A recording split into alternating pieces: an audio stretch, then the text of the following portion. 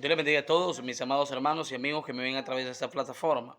Quiero compartir contigo un texto muy importante que hace entender la bendición que tenemos en Cristo Jesús. Y es Efesios capítulo 1, versículo 3. Dice de la siguiente manera: Bendito sea el Dios y el Padre de nuestro Señor Jesucristo, que nos bendijo con toda bendición espiritual en los lugares celestiales en Cristo Jesús. Dice que el Señor nos bendijo con bendiciones celestiales. ¿Dónde tenemos la bendición? La tenemos celestiales, es en los cielos. O sea que no es una bendición terrenal. Cuando yo entiendo de que la bendición que Dios me dio no es terrenal, sino celestial, entonces yo voy a empezar a darle una adoración sincera y correcta a nuestro Dios, donde voy a poder tener gozo, donde voy a poder bendecir su nombre, regocijarme en su presencia. Pero si yo no entiendo que la bendición es espiritual, es celestial, entonces yo voy a flaquear, me voy a desanimar y voy a estar falta de gozo y no voy a poder glorificar el nombre de Dios. Entonces es importante entender que la bendición que Dios nos ha dado es grande, es suprema. ¿Y cuántas bendiciones nos dio Dios? Dice que todas. Hemos sido bendecidos en todas, dice. O sea, generaliza muchas cosas, o sea que somos ricos. Si tú, mi hermano o mi amigo, te pones lentes espirituales, mirarás una atmósfera donde vas a poder ver cuán bendiciones Dios nos ha dado en Cristo. Ahora, ¿dónde nos ha dado esa bendición? Dice, nos ha dado en su Hijo unigénito, en Jesucristo. Allí nos ha dado la bendición. ¿Por qué? Dice Efesios capítulo 2, versículo 20. El cual operó en Cristo, resucitándole de los muertos y sentándole a su diestra en los lugares celestiales. Ve usted que la palabra que más utiliza aquí Pablo es la palabra celestiales para dar alusión a la bendición que Dios nos ha dado en Cristo. Dice que resucitándolo lo puso a su derecha, a su diestra. Significa que Cristo está a la diestra de Dios Padre y está en un lugar de espera donde un determinado momento Él va a venir por su iglesia. Y no solo eso, sino que la bendición fue esa, que Jesucristo está a la diestra de Dios Padre, pero también está la otra bendición, que dice en el capítulo 2, versículo 6, y juntamente con Él nos resucitó y asimismo nos hizo sentar en los lugares celestiales. Oiga bien, son con Cristo Jesús.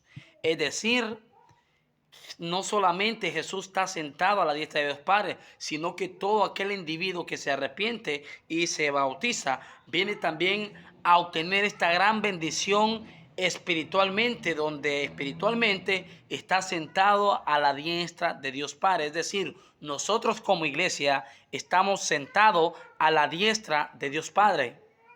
Qué gran bendición. Esa es una gran bendición, la cual nosotros no podemos ver.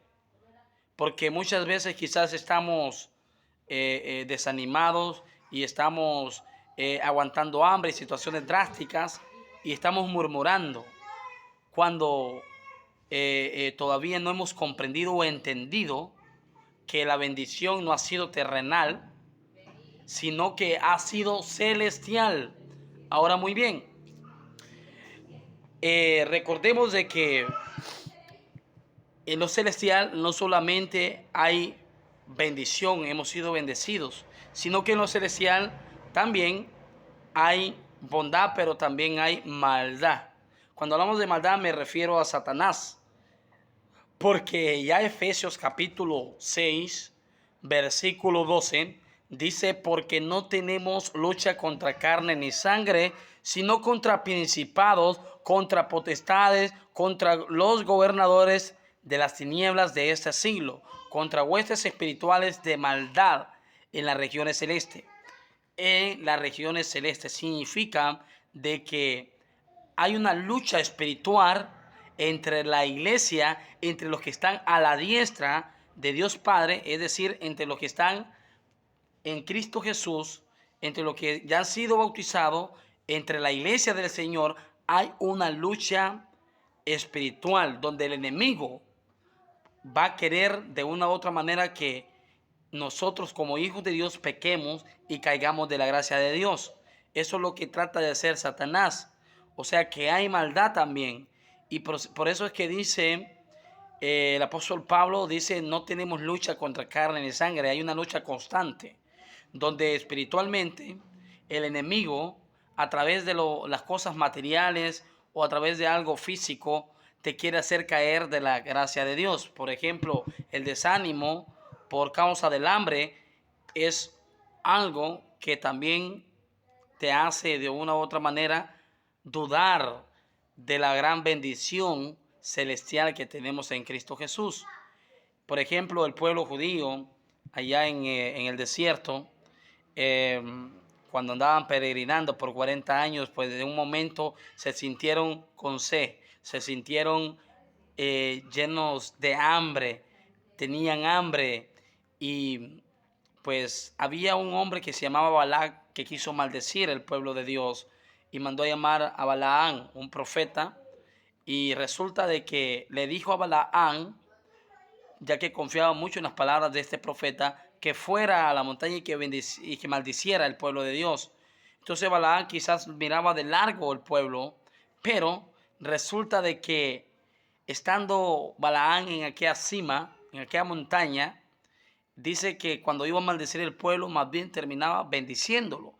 Entonces podríamos deducir ahí qué hubiera pasado si Balaán hubiese ido a los israelitas y le hubiera preguntado, ¿cómo te sientes? ¿Te sientes bendecido? ¿Qué bendecido? Ni que 8 cuartos le hubieran respondido los israelitas. Si yo me siento más bien con hambre, no tenemos agua, queremos tomar algo, no estamos bendecidos. ¿Pero por qué? Porque ellos depositaban más que todo la bendición en algo material, en algo terrenal. No se daban cuenta que la bendición era espiritual. Entonces, precisamente esto es lo que el apóstol Pablo quiere que los hermanos en Éfeso entiendan, de que la bendición no es algo terrenal, la bendición es algo espiritual, es algo que en lo cual somos ricos en Jesucristo. Otra de las bendiciones que Dios nos dio en el versículo 4 dice de la siguiente manera, capítulo 1, versículo 4, según nos escogió antes de la fundación del mundo, para que fuésemos santos sin mancha delante de Él. Significa, mi amado hermano, de que ya Dios tenía un propósito, un objetivo. Dios siempre ha querido conectar o tener una relación con el ser humano, pero Él dice que el propósito de Dios, por ejemplo, el patrón o el plan de Dios era en Cristo Jesús, pero siempre quiso tener una relación con el hombre y la única forma por la cual hizo posible que el hombre tuviera una relación con él fue el medio Jesucristo mismo, para que todo aquel individuo que quiera ser escogido se arrepiente y cree en Jesucristo. Una vez estando en Jesucristo, entonces nosotros somos santos, escogidos de Dios. Y esto era lo que pretendía y el plan y el propósito que Dios tenía para con la humanidad. Él desde muchos tiempos antes ya había determinado tener una relación con el hombre, pero en Cristo Jesús. Es decir, que en Cristo Jesús nosotros venimos a ser escogidos. Escogidos.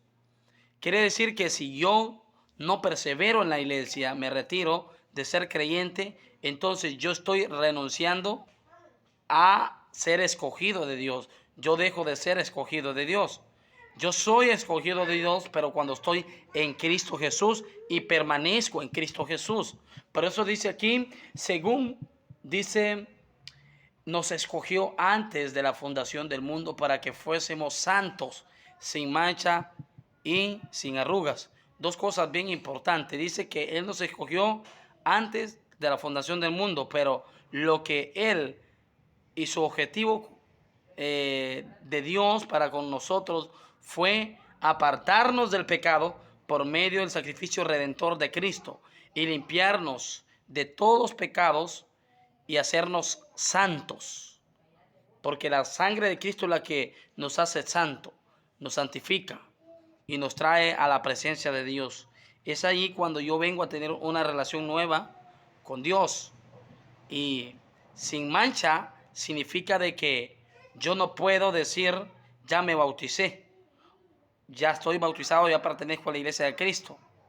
Y solo estuve perseverando 2 o 3 semanas y a la quinta semana o a la cuarta yo me retiré y ya no volví a la iglesia. Entonces, desde el momento que yo me estoy retirando, estoy renunciando a todas estas bendiciones celestiales que Dios nos ha dado en Cristo Jesús. Y estoy, hermanos, renunciando a ser escogido de Dios.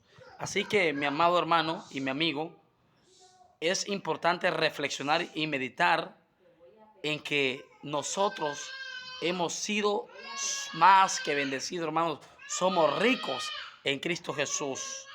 Y el momento de espera es, pues, Jesús se encuentra a la diestra de Dios Padre para que en un determinado momento Él venga en aquel día y se manifieste para llevar a los santos a su iglesia.